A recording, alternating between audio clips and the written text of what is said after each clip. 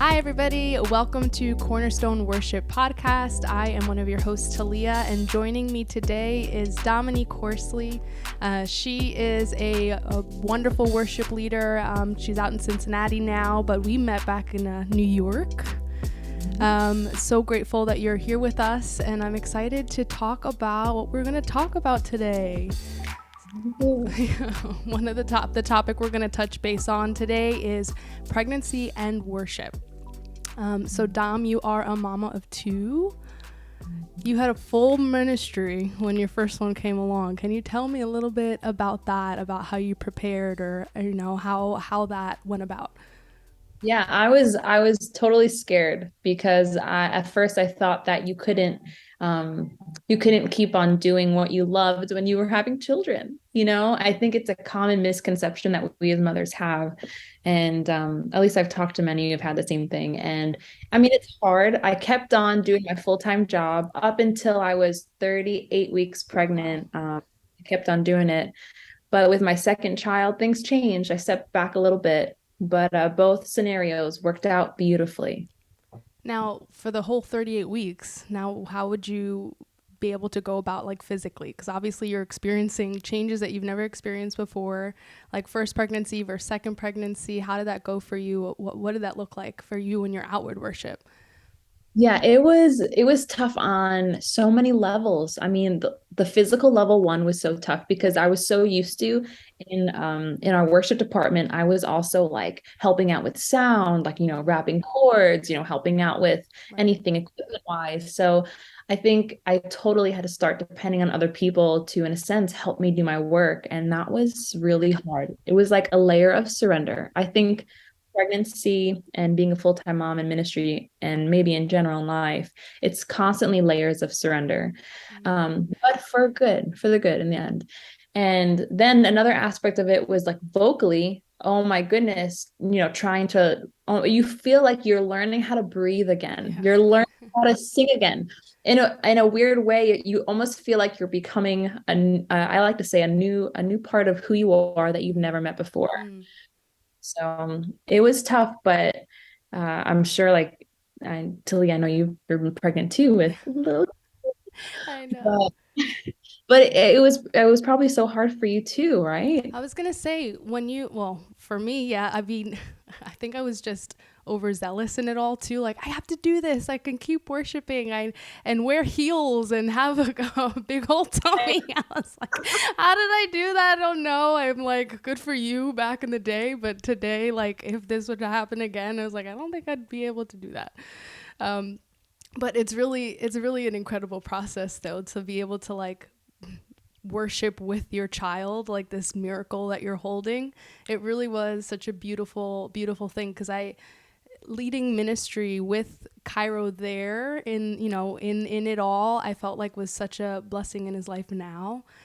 He sings, he dances. I felt like that little joy that I'd had during worship service is like instilled in his spirit. So it's really a beautiful thing to be able to lead worship and be pregnant at the same time, and being able to experience God's presence with a little baby, and like Yes. what you were saying about that surrender, it's really incredible. But I feel like those things that you implemented, do you think that they helped you second time around? Because now you kind of had to surrender these responsibilities to other people. And did they stay on those responsibilities? Did you find that you were actually able to, hand things off and just kind of check in on everyone as you went on? Yes, there's actually one of our pastors, our previous pastors, Pastor Hugh Rosenberg. He said a comment once, and he said, "The will of God is good for everyone." Mm. So it's like if the will of God is making me take a step out of this season and delegate more, that means the will of God for the person stepping into that position is good Mm. for them too. That's good. Because just what you said, it made people take a little bit more responsibility. Right. And yes, to this day, even though I'm not with that worship team any longer, those same people and leaders that I established are still in ministry Mm. and are still going strong and training others and working on staff. So it's a full circle moment. Yes, your surrender, it's not just for you, it's good for other people too. That's so good. Oh, that's wonderful. And now, like, when you did finally stepped back, what did maternity leave look like? Like, did you actually take time off? Because I feel like you're like, oh, but the ministry, like I have to be in it. So how did that like work for you? It was so maternity leave was tough, not only for me, but for people around me who were Mm, used to depending on me for yeah. everything. So another layer of surrender was focusing on my family Mm, and not feeling like I had to, be the winner for everyone else or mm, be a solution for every problem or the main troubleshooter. So it was, I'm telling you, it was like it was a change of course for my at least my mental life mm, because I am passionate and I'm driven. But guess what? That passion and driven that I had at the church, now I could put that passionate and drive yeah. in my family and Yeah. in my house. Yeah. And one of the biggest things that I had to learn, even throughout COVID, because when COVID happened, we were separated from our worship team, Mm, and you couldn't see anyone, you right. couldn't sing with people. And God was reminding me, the same worship leader you are on a Sunday on that stage, I want you to make sure that you're that same, even more in your house. Mm, So yeah, that's that incredible. yeah, that was a hard season, but a good season. Yeah, it sounds like such a beautiful journey that you went on, though, from start to finish. This whole opportunity kind of to surrender in a new way that you never knew you had to. And look at that growth that came out of all these other people. Like, that's really amazing. Like, I'm just like, whoa, look at this, how God works. It's always so amazing to look back. Oh yeah, yeah.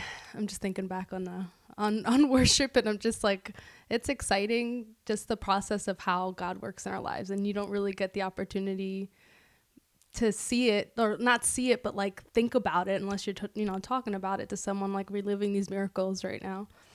Yeah, and it amazes me too because the strength that even while we're surrendering, the strength that we still have is like mamas in ministry or Mm, mamas in work. mm. Because I was at that time when I was pregnant, I was recording our first EP, so I was like Oh wow. still doing what I loved, Yeah. and then after I had the baby, while our second single at the church. I was literally nursing my baby while I was recording vocally on a Wow. lot of songs. Wow. So it is possible to Yes. continue to do what you love to do, even while you still have a baby Yeah. in her. Oh, that's incredible. Now, I'm just thinking about how motherhood kind of changed you as a worshiper. Do you feel like maybe it opened you up in a certain way, or gave you a new ability as a mother, and your ability to worship? Yeah, it did. I read, there's this devotional book that I was reading. It was called God-Centered Motherhood. And one of the things that I think worship changed me is during that season is when it said, I read this, and this is what it says. The highest calling of woman is not motherhood. Her highest calling is to glorify God. Mm, And it's like, okay, wow, Lord, I know that you've called me to be a mom, but at the end of the day, motherhood isn't the end all either. right. The end all or the all of it, the all in is glorifying you. Yeah. So that like perspective, when I came back into worship ministry, it was like Wow. I can worship you and in my worst days, the days when I'm having mommy guilt and the baby's at home and I'm at worship practice. And also I feel like what grew in me was this like nurturing spirit. So as much as I began to nurture my home more, I Right. felt like, wow, I was wanting to nurture the church and people more, like Mm, be a little bit more attentive, yeah. making sure I'm not just planning events or using people as, volunteers. There's a Yes. difference, Yes. there between using them or doing ministry with them. Yes. Yeah. Anyway, just like total reflective moments, if that makes sense. Yes. No, definitely. This idea of like nurturing, you're nurturing your child, but now you're nurturing this ministry in a new way, even from the beginning of of the pregnancy, right? Like, you have to nurture your body physically because you're growing a whole miracle, and now you have to nurture your whole ministry because you need to raise up these leaders. You need to show people how to make these schedules, show people how to pick songs, all these different aspects that go into, and you didn't just do worship ministry, you did so much more. So That's really incredible. And, you know, you're nurturing your spirit, and at the end of the day of it all, just to glorify and honor God. So I kind of just want to recap some amazing points that you made, just the responsibility to your family first, I think. And I think like COVID really allowed that too, you know. That I actually got lucky because I didn't have to really go into maternity leave. We had COVID, it shut down, so we weren't going into church at all. So we stayed home until I think October was our first like real service again. We did do virtual, but everybody was at home, and I have my wonderful father and mother-in-law who would take Cairo, and we would just be like, okay, we're just gonna record real quick.